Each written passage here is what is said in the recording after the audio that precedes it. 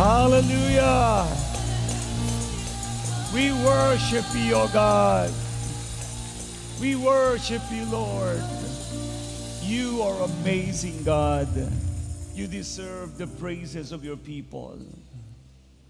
Lord, sobrang presensya mo, Diyos, sa aming kalagitnaan. Thank you, Lord, for your amazing love to us. Thank you, Lord, for your grace and mercy.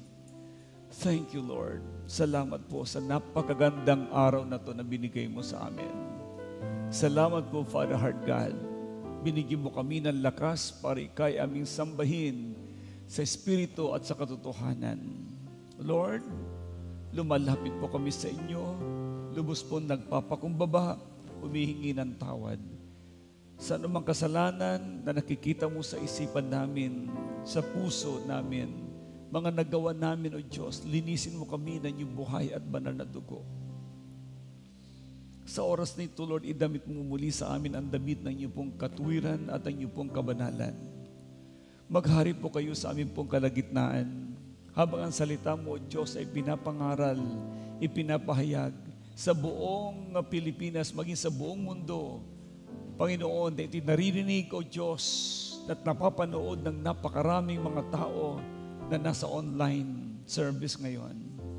God, huwag mo kaya na matapos ang aming pong worship service na hindi napagpala ang iyong mga anak. Salamat po, dakilang Diyos. Pangako namin, ang pangalan mo lang ang aming maitaas. We love you and we praise you. In Jesus' name, everybody say Amen. Praise the Lord. You may be seated, please.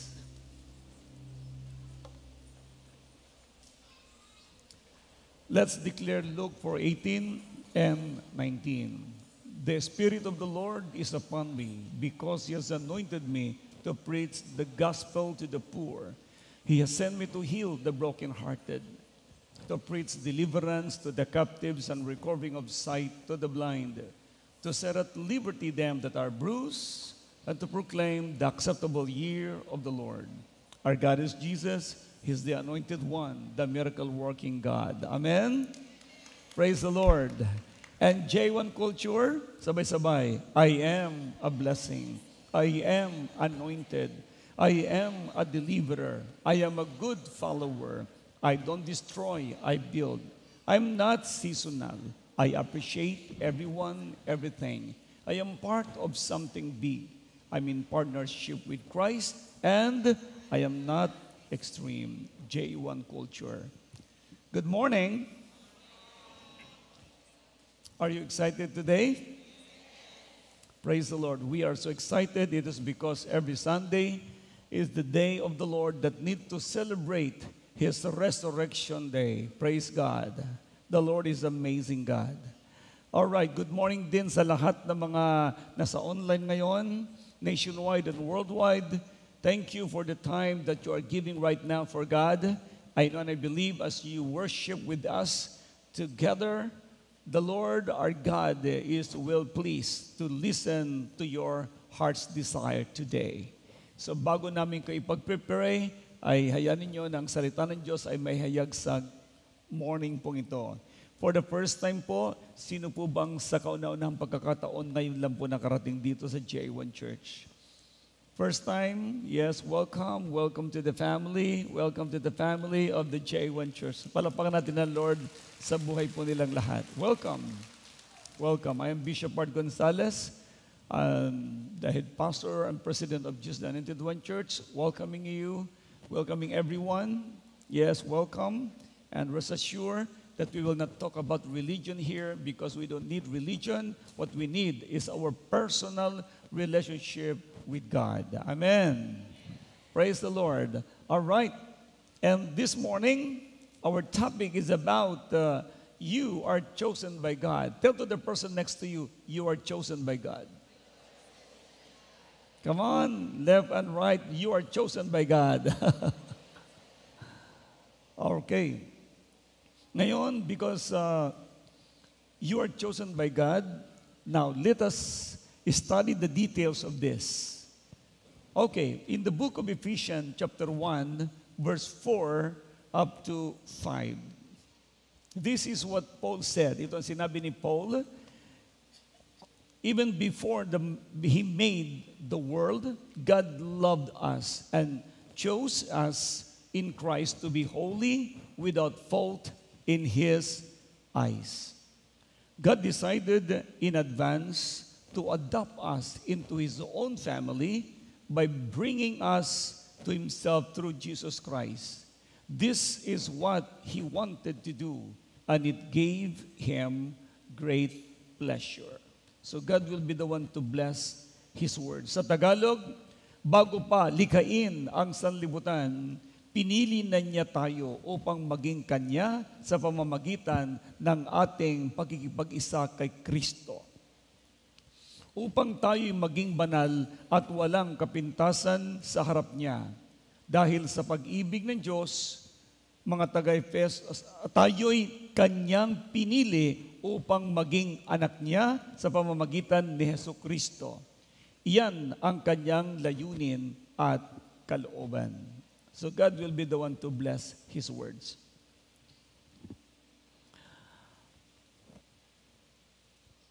I certainly believe, ako'y katitiyak ng mga taong narito ngayon pinili ng Diyos. Ulitin ko muli, naniniwala ko ng mga taong narito ngayon ay pinili ng Diyos. Okay, are you chosen by God? Okay, now, being chosen by the Lord, do you have that faith that God will answer your heart's desire? Question, how God saved you? Paano Kanya iniligtas? The Lord saved you by giving His only begotten Son. Nang sabi nga sa Kanyang salita, that God decided in advance that He adopted us. Tayo po ay inampun niya. The word adoption sa Greek word is huios, means you are adopted, ampun ka. Because there is only one begotten Son of God. Iisa lang ang anak ng Diyos, and that is Jesus Christ. Ibinigay niya ito for the purpose na if you will accept Him as your Lord and personal Savior, then He will give you the right to become a child of the living God. So magiging anak ng Diyos lang yung tao if they will accept Jesus Christ as their Lord and personal Savior. But if people will not believe in Jesus and they will not accept Him, of course, they will never become a child of God. And of course, they will never enter into the kingdom of God. That's the reason why ang gusto ng Lord sa buhay po natin, we need to understand this amazing grace of the Lord. Amazing grace of the Lord. Sa Bible, ini-emphasize po dito yung tinatawag na God's sovereign will and His special calling on individual and groups. And I want to tell you this, hindi lahat ng tao ay maliligtas. May kausap ba ako dito? Hindi po lahat ng tao ay maliligtas. Bakit? May mga taong ayaw tumanggap sa tagapagligtas. May mga tao that they believe in God but they don't accept Him as their Lord and Savior. That's why not all people will be saved. So only those people who accepted Jesus as their Lord and personal Savior will be saved.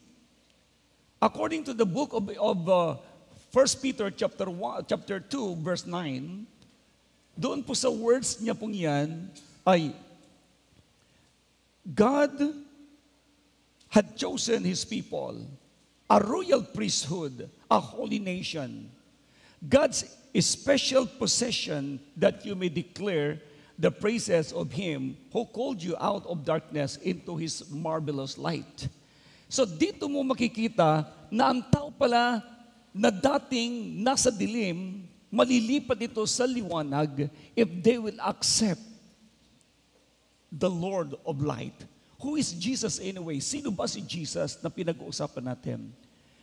John chapter 8 verse 12 says, Jesus Christ is the light of the world. And He is the light that gives life. Siya yung liwanag ng mundo at siya yung liwanag na nagbibigay ng buhay. So if you don't have Jesus, if a human being has no Jesus, they can never be in the light and they will remain in darkness. Ito yung reason kung bakit ang tao na naniniwala sa Diyos na hindi tinatanggap si Lord, namumuhay sa kasalanan. May kosa pa ba ako dito?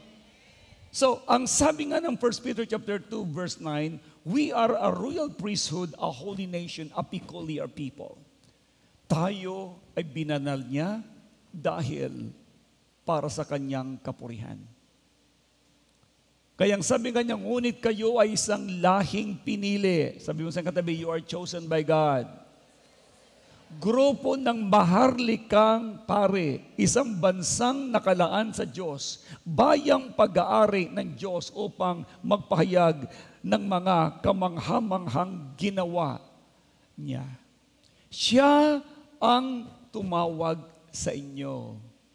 Hindi po si Bishop Art ang tumawag sa inyo, si Lord ang tumawag sa iyo. Now, pag tinawag ng Diyos ang tao, may purpose ang Diyos sa kanya. Kaya ang tanong ko ngayon, alam mo na ba ang purpose ng Lord sa buhay mo? Anong purpose niya sa iyo? Una, para purihin siya. Ang purpose niya pangalawa, para iligtas ka niya. Kahabagan ka niya. Pagpalain ka niya. That is the main purpose of the living God. Since na tinawag ka ng Diyos ngayon, nandiyan ka, nakikinig ka, ang tinawag niya ay tuturuan niya. Those who are being called will be taught by God. You have to listen carefully. Para sa gayon, malaman mo ang direksyon ng Diyos sa buhay mo. Kaya ang sabi nga ng John chapter 15 verse 16, for I have chosen you. Pinili kita, hindi mo ako pinili. You have not chosen me. That you should go and bear fruit, and if your fruit will remain, whatever you ask the Father in my name, I will do it. Pinili kita, hindi mo ako pinili, upang ikay humayo at mamunga. Pag ikay namunga, humingi ka maski ano, ipagkakalob ko sa iyo. Kaya ang purpose ng pagkakatawag mo, mga kapatid, ay para mamunga. Ano ang bunga mo?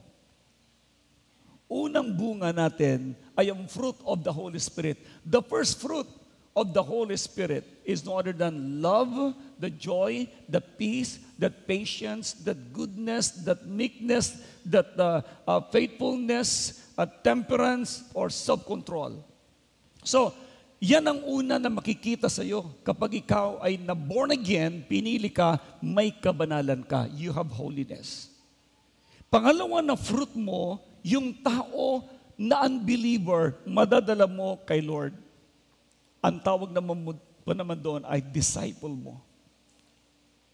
That is why every man and woman who are being called by God, you are God's representative. You are chosen to be a blessing. May kausap pa ba ako dito? Now, pag nanatili yung tao na nadala mo kay Lord, then that person ay magiging reward mo. Bakit reward, Bishop Art? Dahil siya mismo ay naging anak ng Diyos, gagantimpalahan ka ng ating Diyos na buhay. Sige, palapakan natin ang Panginoon. That's why ang sabi niya, humingi ka maski ano, ipagkakalob ko sa iyo. Ask whatever you want and shall be given unto you. Kaya in Ephesians chapter 4 verse 1 up to 4, chapter 1 verse 4 to 5, ikaw, bago pa isinilang sa mundong ito, pinili ka na. Wow. Kaya huwag kayong magtaka. Religious kayo before. Ang sama ng ugali nyo dati. Pero, ka, bigla ka na born again. Why? Because you are chosen. Kaya huwag mong sasayangin ang pagpili ng Diyos sa iyo. You have to remain faithful to the God who called you. Now, ang taong pinili ng Diyos, kailangan niyang i-apply ang free will na binigay ng Diyos sa kanya. At ano yung free will na binigay ng Diyos sa iyo? Tinawag ka, pero kailangan mong tumugon. If you will not respond to that call, then walang magagawa si Lord sa buhay mo. Dito yung reason kung bakit ang Diyos mismo na nagsasabi sa book of 2 Peter chapter 3 verse 9, ang Diyos ay hindi nagpapabaya sa kanyang pangako. Binibigyan niya muna ang lahat ng tao ng pagkakataon na magbalik loob sa Kanya sapagkat ayaw niya na sila ay mapahamak. Yes. Kaya bawat tao ay tinatawag niya. Ngayon, pag tinawag ka at tumugon ka, then you will receive the promised blessing. But if you will not respond to God's call, then, sorry. Kaya bibigyan ng Diyos ang lahat ng tao ng pagkakataon magbalik loob sa Kanya. Sino dito ang nagbalik loob na katalaga kay Lord? Huwag mong patatagalin ang iyong pagtugon. Tumugon ka na kaagad. Pero I know and I believe, lahat ng kausap ko dito ay tumugon sa tawag ng Diyos. You are called VIP. Very important person sapagkat you are redeemed by the blood of the Lamb and at the same time, you are wise. Bakit wise ka? Wise ka sapagkat tinanggap mo ang tagapagligtas para ikaw ay maligtas. Thank you, Lord. Kaya sabi ko sa inyo, hindi lahat ng tao ay maliligtas. Only those people who accepted Jesus will be the one to be saved. Yes? That's why, ang gusto ng Lord sa atin, tayo ay magkaroon ng puso na mapagpasalamat sa Diyos dahil tayo ay Kanya pong pinili. Ito yung ipagmamalaki mo at ipagpapasalamat mo dahil ikaw ay tinawag. Now, since na napatunayan ko sa inyo na ang Diyos ay tumatawag at ikaw naman ay tumugon, ito ngayon ang dapat mo maintindihan na mga halimbawang tinawag ng Diyos dito. Una si Abraham. These are the example that God called, where God blessed after the response to that calling. Number one example here is Abraham. Si Abraham na tinawag ng Diyos, tumugon kaagad siya. God chose Abraham to be the father of a great nation. And we're talking about Israel, through whom all nations on earth would be blessed. Grabe yung calling ng Diyos kay Abraham.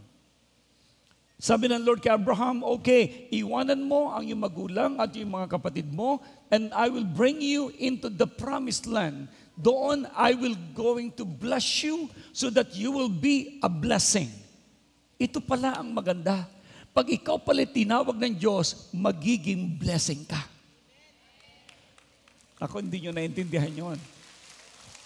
If you are being called by God, that means to say, God will make you a blessing.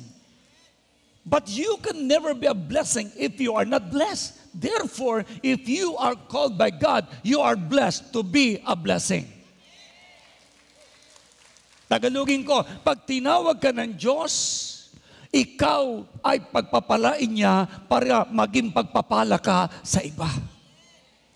Kaya hindi papayag ang Diyos na ang taong tinawag niya na hindi mapagpapalang lubos. Ilagay mo yan sa puso at isipan mo, the Lord will protect you, the Lord will give you the wisdom, the Lord will guide you, and bring you into a real success sapagkat His intention is for you to be blessed like Abraham. Bakit nasulat ito sa Bible? It is because sila ang magiging example na ating pong titignan that the Lord called by through His name will surely bless them. Kaya naniniwala ko, lahat po tayo dito na naniniwalang tinawag ng Diyos at pinili ng Diyos, ika'y pagpapalay ng Diyos at maging pagpapala ka sa iba. Sino yon? Sino ang tinawag ng Diyos? Sino naman ang pagpapalay ng Diyos? Konti na lang sumasagot Sino naman ang magiging pagpapala? Yes, that is the purpose. Padadaanin ng Diyos ang blessing sa iyo para ikaw ang maging pagpapala sa iba. This is my belief. But why? Nabasa ko sa Bible. The Lord will going to prosper His people. At yun po ay nangyari na. That's why si Abraham became the father of many nations and a blessing to many nations. Kaya Abraham's selection was foundational to God's redemption plan. Yes, illustrating how God's chose after involves calling individuals for a great purpose. Kaya tandaan nyo may great purpose si Lord why He had called you. May matinding layunin ang Diyos sa buhay mo, bakit Kanya tinawag. Please, you are not ordinary person. Imagine, ang pumili sa iyo, Diyos na mga Diyos, Hari ng mga hari. Please, open your mind. Hindi ka ordinaryo na mananampalataya. You are extraordinary in the sight of God, and His intention is to bless you to be a blessing. Say hallelujah. Kapag yan ang laman ng puso at isipan mo, then your whole being will flow to that direction ng ating Diyos na buhay. Ang taong tinawag ng Diyos hindi nawawalan ng pag-asa. Ang taong tinawag ng Diyos punong-puno ng pag-asa. Ang taong tinawag ng Diyos laging umaasa na ang Diyos ang kasama niya at hindi kailanman manghihina bagkus magtatagumpay sa lahat ng plano ng Diyos sa kanya ay magaganap dahil ang Diyos mismo ang tumawag sa kanya. God's direction is always perfect. Lamang makakamtan mo ang iba yung tagumpay pag sumandal ka sa Kanya. That's why there is a word trust. So when Abraham believed God's calling, he did not waver. Hindi nagbago ang kanya pong pananaw. He immediately followed what God told him to do. In fact, pinatunayan ni Abraham kung gaano niya iginalang ang Diyos at minahal ang Diyos. Tell to the person next to you, love God who called you. Mahalin mo ang Diyos na tumawag sa iyo. Then umasa ka, your love to Him will be rewarded. Come on, give glory to the Lord. Hallelujah. That's why there is a greater purpose why you are here today. May napakagandang layunin ang Diyos kung bakit ka nandiyan ngayon. Now, pangalawa na tinawag ng Diyos po dito, the Israel. Deuteronomy chapter 7 verse 6 to 8. God chose Israel as His treasured possession. Grabe, treasured possession. Kaya sabi niya, kayo ay bansang itinalaga kay Yahweh. Hinirang niya kayo sa lahat ng bansa upang maging kanyang sariling bayan. Sa Bible, ay ang tawag po niya dito ay treasure. Pinili niya kayo at inibig, hindi dahil sa marami kayo kaysa ibang mga bansa. Sa katunayan, kayo pa ang mga pinakakakaunti sa lahat. Anong ibig sabihin nito? Israel was chosen by God. That's why sino man ang lumalaban sa kanila, kalaban nila ang Diyos. Ang point ko ngayon, ikaw na pinili ng Diyos, sino man ang lalaban sa iyo, mang-aapi sa iyo, kalaban niya ang Diyos. Believe me, that's what the Lord God said, if I am with you, who can be against you? Kung ako'y kasama mo, sinong makalalaban sa iyo? Imagine the one who called you, creator of heavens and the earth. So God will protect you. Kailangan lamang ilagay mo ito sa puso at isipan mo. Sumunod ka lang, may napakagandang mangyayari sa buhay mo. God protect those whom He has called. Yan pong example. Kaya tingnan po ninyo, nagtutulong-tulong ang maraming bansa laban sa Israel. Hindi nila ito magagapi. Why? Nasusulat. Pinili ng Diyos ang Israel. Gusto ko rin sabihin sa iyo, pinili ka ni Lord, kaya ikay magtatakumpay sa lahat ng mga gagawin. Have you remember Moses? Pangatlo, Moses was called by God for the purpose of to lead the Israelites from the slavery in Egypt going to the promised land.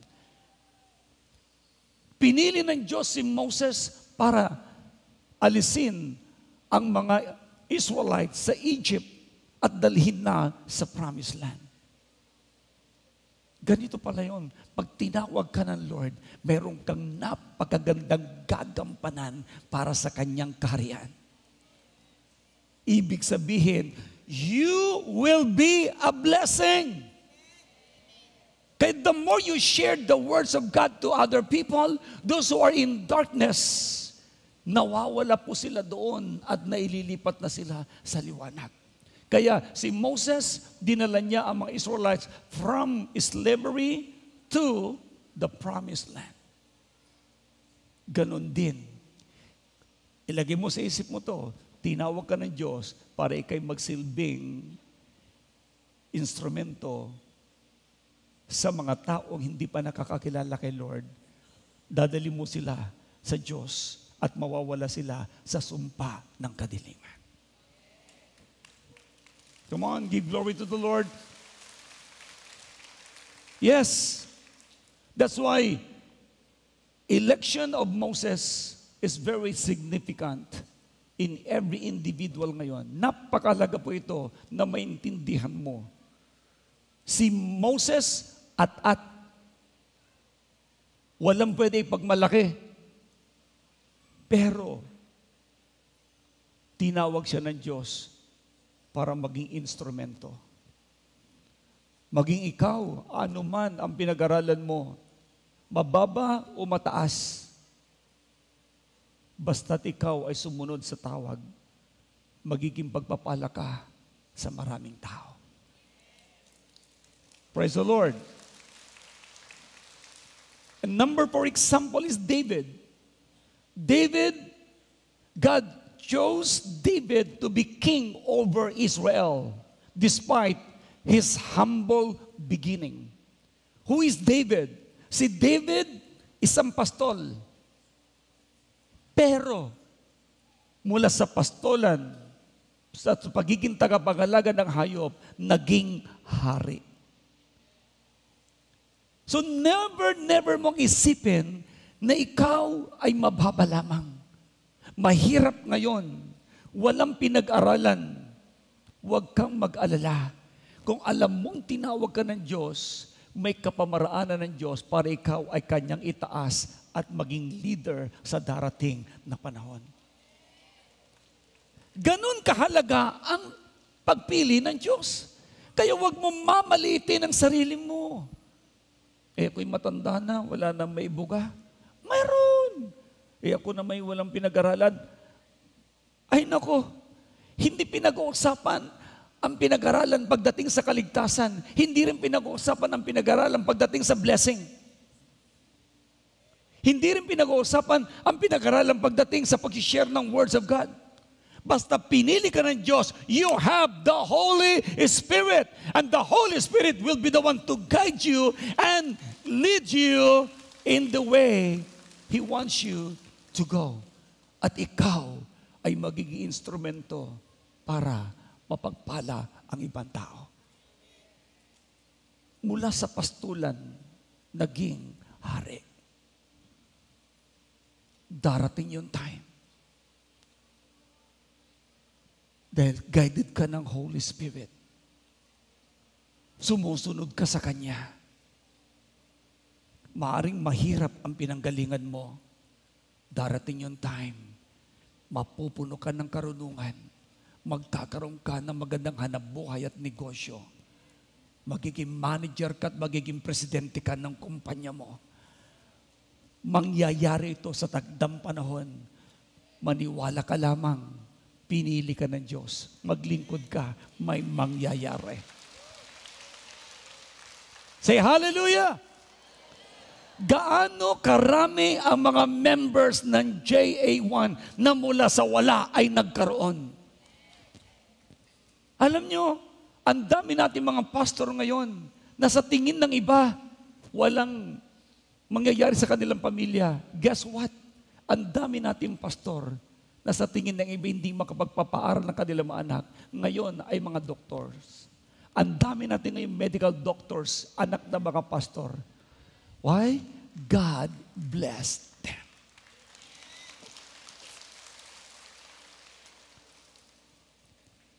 Yan ang sikreto ng Diyos sa taong tinawag niya. Tanungin mo yung katabi mo, tinawag ka ba ni Lord? Are you called by God?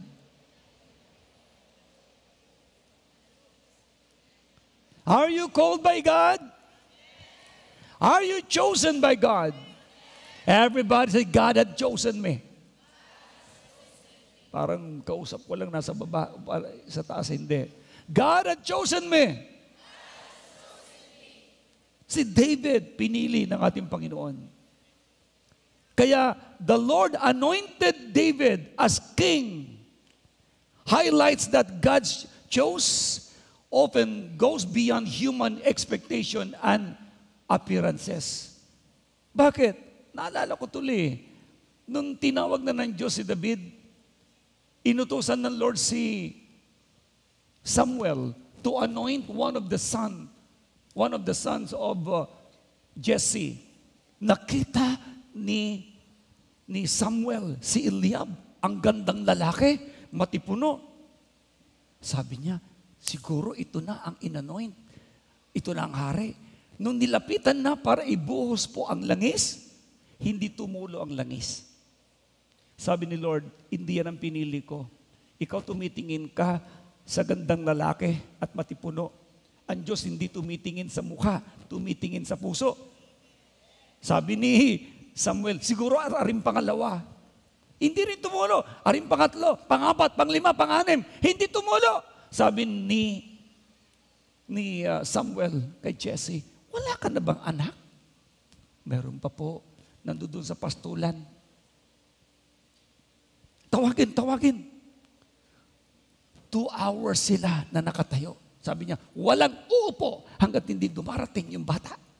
Nung dumating ang bata, moreno. Bakit moreno? Nangitim dahil nasa pastulan. Pero maganda ang mata. Nung nilapitan ni Samuel, binuhusan ng langis, tumulo ang langis. Woo! Hallelujah! Grabe na to! May ginagawa ang Diyos sa tao na tinawag niya talaga. Hindi siya tumitingin sa gandang lalaki at gandang babae. At hindi tumitingin sa lakas mo. Tumitingin siya sa puso mo na handang sumunod sa Kanya. That's why God will going to use you. As you always say, Lord, here I am, use me. Kaya mo bang sabihin yun? Here I am, use me, Lord. David was anointed. May panglima, si Mary. Mary, sa Luke chapter 1, verse 26 up to 28, God chose Mary to be the mother of Jesus, the Savior of the world. Pinili ng Diyos si Mary. Sino ba si Mary? Mary's selection demonstrates God's favor and grace. Siya ay ordinaryong babae. Pero pinili siya ng Diyos na sa kanyang sinapupunan ilalagay ang Panginoong Yesus para ipanganak sa mundong ito. Si Mary po hindi Diyos, pinili din laang katulad mo at katulad ko. Kinasihan ng Holy Spirit katulad mo at katulad ko. Kapag ang Diyos ay pinaburan kanya, ikaw ay magiging pagpapala talaga. That's why lagi mong sabihin, Lord, biyaya mo ang panghahawakan ko. One of the song that God gave to your servant, yung song na Lord, thank you for you have chosen me. Alam nyo, maraming mga tao, hindi nila alam kung paano sila pinili. Pero ngayon, ipinapalam ko sa iyo, nung tinanggap mo si Jesus sa buhay mo, at nung na-share sa iyo ang salita ng Diyos, hallelujah. Matapos mong tanggapin, ikaw ay pinili ka agad.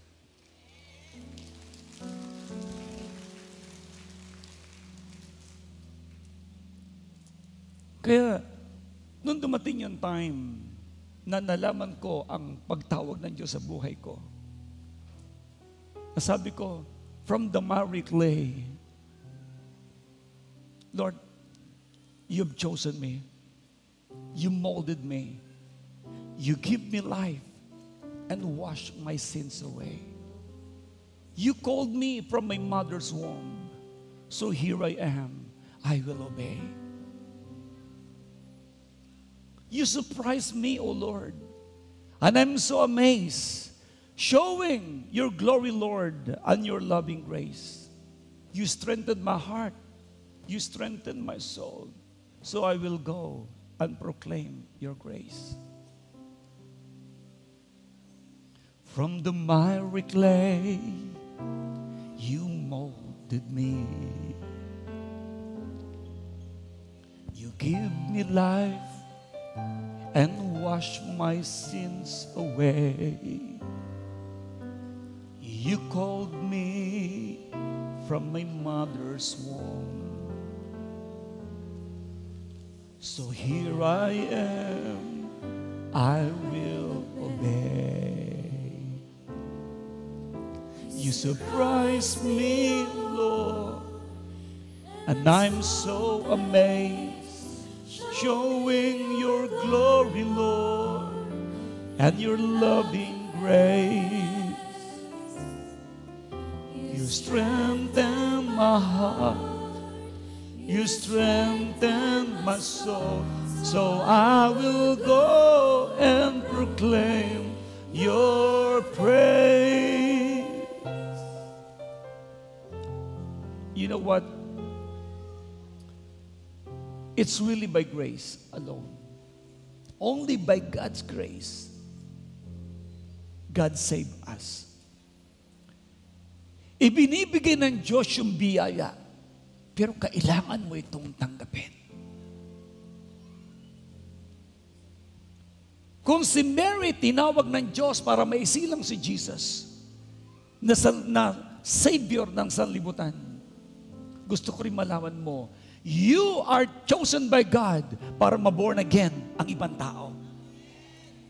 Ulitin ko muli, pinili ka para ma-born again ang ibang tao. Bakit ka na-born again ngayon? Someone used by God for you to be saved. Bakit ako na born again? Someone used by the Lord na marinig ko ang words of God. Mula noon, inanoint niya ako para ipangaral ko ang mabuting balita. Now, ang J1 Church, all over the world na ikakalat ang mabuting balita because God called me, God called you to work with me to propagate the good news of salvation all over the world. Walang magandang katangian ang buhay ng bishop at ni Apostle Art para piliin. Biyaya ng Diyos ang pagkakatawag niya sa akin. Biyaya din ng Diyos, kaya ka nandiyan ngayon. Surprise! Anak ng labandera, anak na mangingisda, hindi nila akalain na meron sila ipapanganak na isang lingkod ng Diyos na katulad ni Apostle Art. Biyaya ng Diyos. That's why hindi namimili ang Diyos ng mga matatalino at magaganda para magbigay ng glory sa Kanya. Basta pinili ka niya, ano ba ang itsura mo? Pinahiran ka ng Kanyang langis para maging magpapala sa iba. You are chosen. Therefore, please treasure your calling. See it again. One more time. Treasure your calling. It is because that calling comes from God and it's not an ordinary calling. It's not a calling ng tao. Hindi ka tinawag ng tao. Hindi ka tinulak ng tao para maglingkod. Ang Diyos ang tumawag sa iyo at ibinigay niya ang Kanyang Espiritu Santo para maging instrumento ng Kanyang kapangyarihan.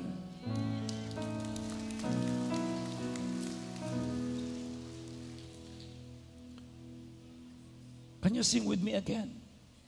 Let's sing that song again.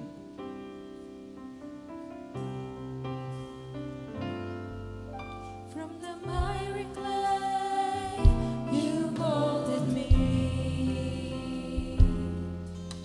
You give me life and wash my sins away. You called me from my mother's womb. So here I am, I will obey. You surprise me, Lord, and I'm so amazed, showing your glory, Lord, and your loving grace. You strengthen my heart, you strengthen my soul. So I will go and proclaim your grace. You surprise me, oh Lord, and I'm so amazed, showing your glory, Lord, and your loving grace. You strengthen my heart, you strengthen my soul. So I will go and proclaim your grace. Now,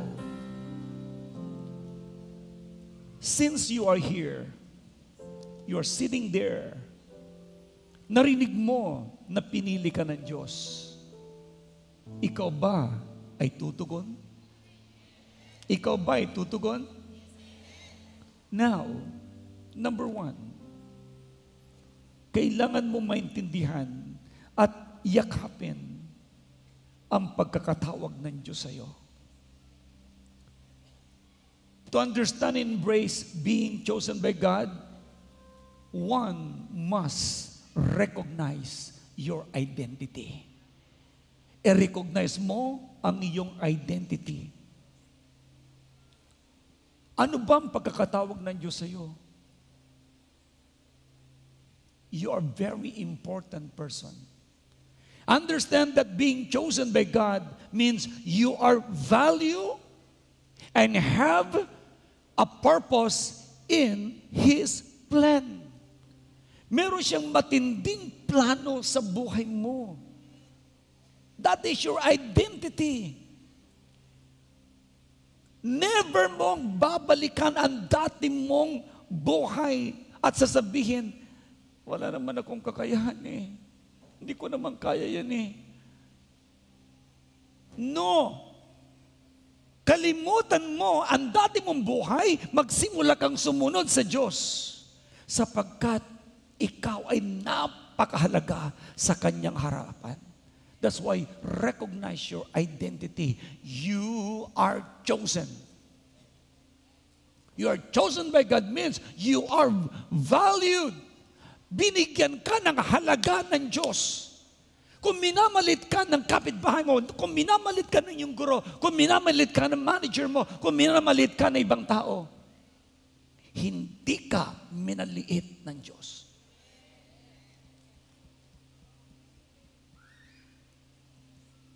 Kaya nga tinubos ka ng Kanyang banal na dugo. Hindi ka binili ng pera at ng pilak at ginto.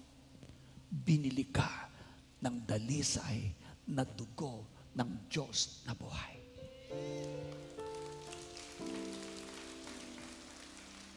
That is your identity. Alam nyo, mula nung natutunan ko po ito, hindi ako natatakot mas kanino man. Hindi rin ako nahihiya. Ibig sabihin, no one can intimidate me. Bakit? I know my identity. I am a child of God, and God will going to bless me. At siyang pinaglilingkuran ko, He is my employer. And God will bless me as I continue to serve Him. That's the number one. Recognize your identity. Number two, kailangan mong mamuhay. Live a holy lives. Live a holy lives. Mabuhay ka ng banal na pamumuhay. Why? You are called. You are serving the holy God. That's why you must also be holy. Yan ang sinasabi ng 1 Peter chapter 1 verse 6, be holy for I am the Lord your God is holy. So reflects God's character through holy and blameless living as He has called you to be set apart. Kaya ikaw, nung na-born again ka, hindi ka na gumagaya sa dati mong barkada. Okay lang na pagtawanan ka nila. Ang mahalaga, hindi ka na nakikiayon sa ginagawa nila. Bakit? You have the Holy Spirit. That's why you will live a holy life. Amen? Number three,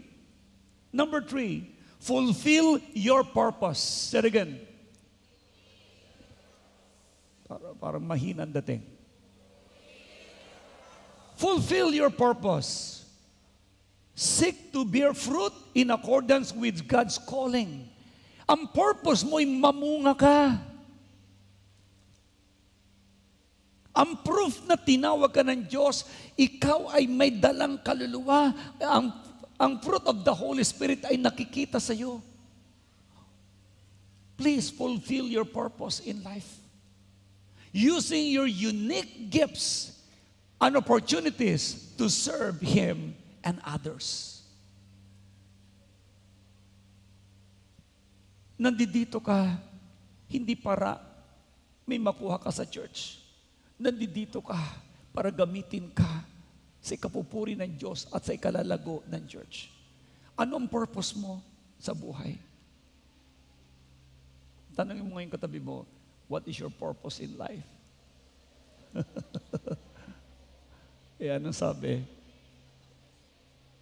Ngumiti lang. I'll tell you this. Your purpose is to glorify God. That's the most important thing you could do. Pangalawa is to win souls for Christ. Be God's instrument, and you will see how God will going to bless you. Yun ang purpose. Kung purpose mo lang sa buhay dito ay magpakayaman, naku, iiwanan mo ang kayamanan na yan.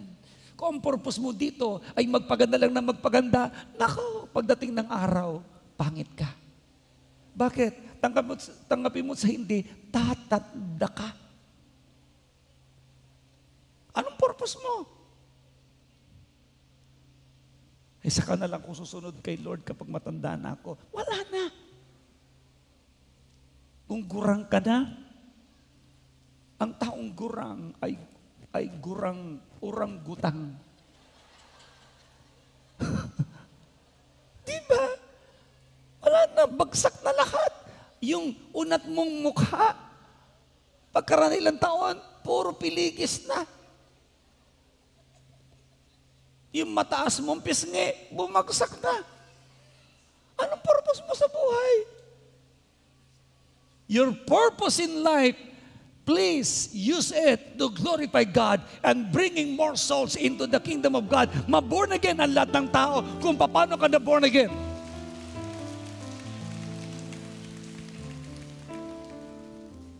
That's why, use your unique gifts from God. Kung kayo po ay group ng mga nganta, give your best. Kayo po yung mga ushering ministry, give your best. Sa security group, give your best. Pero don't forget to bring souls into the kingdom of God. That is your calling. Go and make disciples. That is your purpose. Kaya, lagi mong isipin, ano kayang gagawin ko para lumago ang church? Dapat ganun ang puso mo. Ilan kaya ang dadalhin kong makaluwag ngayon this coming Sunday? Ilan kaya ang dapat na ma-born again? Use your life. Fulfill your purpose. Number 4, trust in God's sovereignty. Magtiwala ka sa kakayahan at kapangyarihan ng ating Diyos. Yes, rest in the assurance that God's choice is based on His love, grace, and sovereign will, not for human merit. Kaya hindi ka tinawag dahil sa ikay maganda, matalino, at ikay malakas. No. Sa Diyos ka lang magtiwala. Ang taong sa Diyos nagtitiwala, pagpapalain ng Diyos. Matutulad siya sa isang punong kahoy na nakatanim sa tabi ng batisan. Dumating man ang dagtuyot, hindi matutuyuan. Dumating man ang pamumunga, mamumunga siya ng sagana. Dahil sa Diyos siya nagtiwala.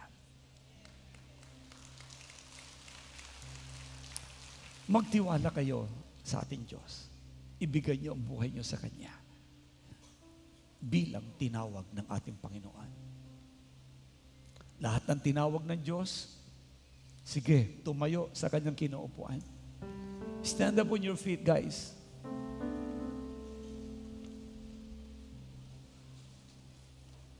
This is my belief.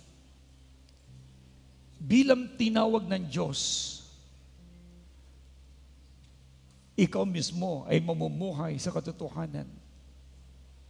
At hayaan mo na ang iyong identity at ang purpose mo sa buhay ay ma-fulfill mo. May napakagandang layunin ang Diyos sa buhay mo. Kaya sasabihin mo sa Lord, Lord, mangyari ang purpose mo sa buhay ko. Lord, gamitin mo ako para sa kapurihan mo. Lord, gamitin mo ako sa ikaliligtas ng maraming tao. again, tinawag ka ng Diyos. For the last time, let's sing that song to the Lord.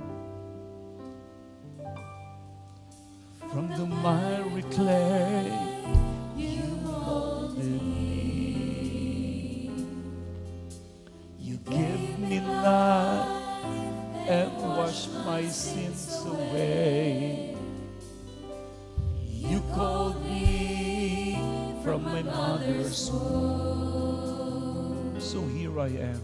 So here I am. I will obey. You surprise me, Lord, and I'm so amazed, showing your glory, Lord, and your loving grace. You strengthen my heart, you strengthen my soul, so I will go and proclaim your grace.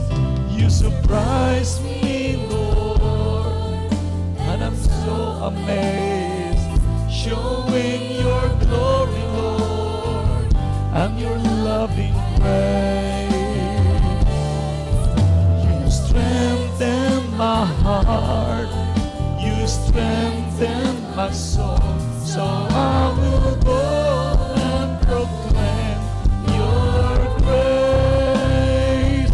So I will go and proclaim your grace.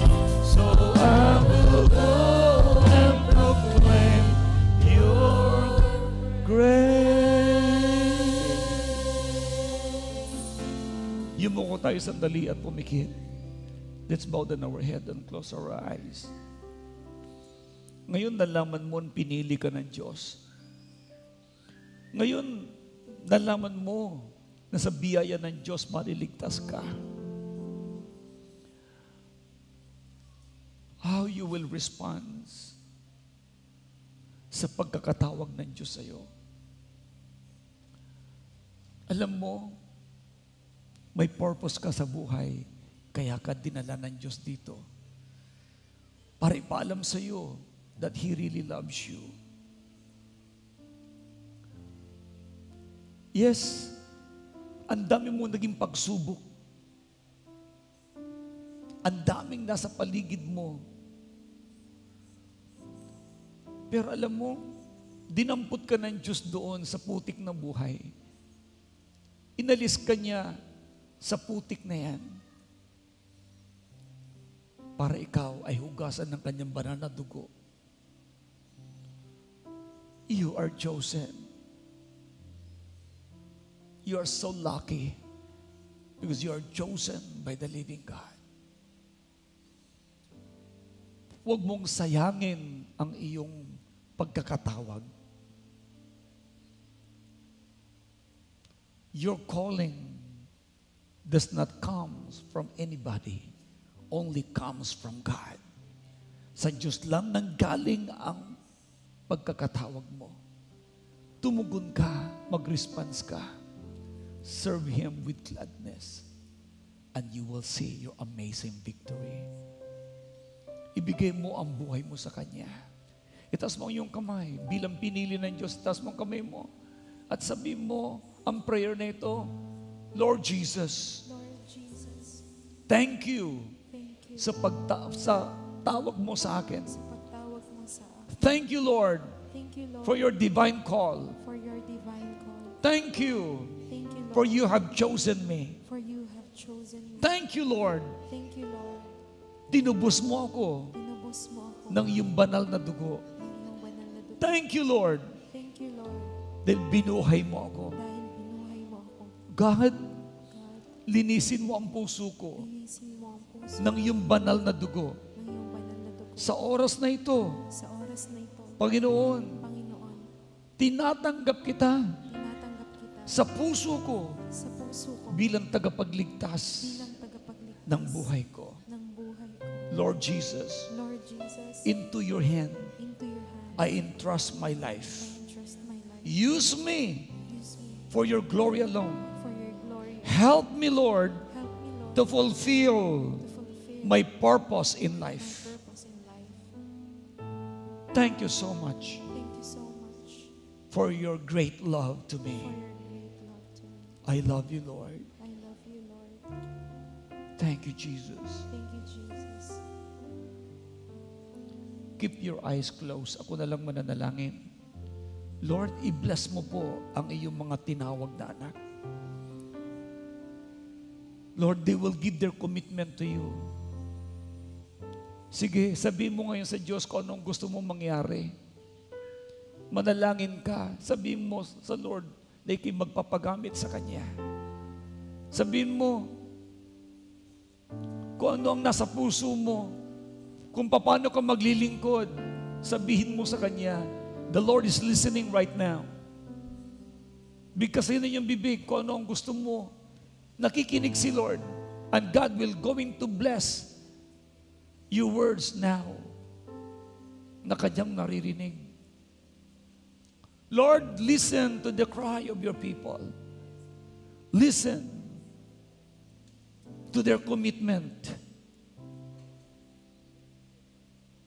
Hayaan niyo, God, magkaroon ng fulfillment ang kanila pong pagkakatawag.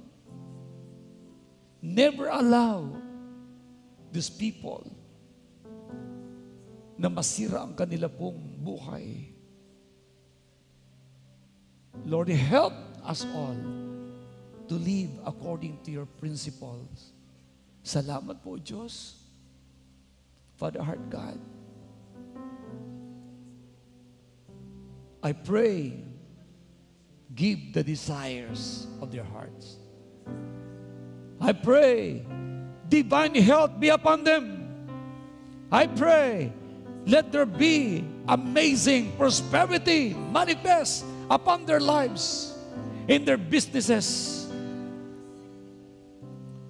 I pray, salvation and repentance be upon their loved ones, sa kanila pong mga anak, sa kanilang mga magulang, sa kanilang mga kapatid, maging sa kanilang mga kaibigan. Salvation manifest, Lord. Salamat po, God. Lord, let the people, let all of us treasure that divine call. Salamat po, Diyos. At sa iyong mga kamay, I declare, they are victorious. In Jesus' name. Everybody says, Amen. Palapakan natin si Lord. God bless you all chosen by God. Kamayan mo yung katabi mo. God bless you. You are called by the Lord. Hallelujah. Thank you, Lord Jesus.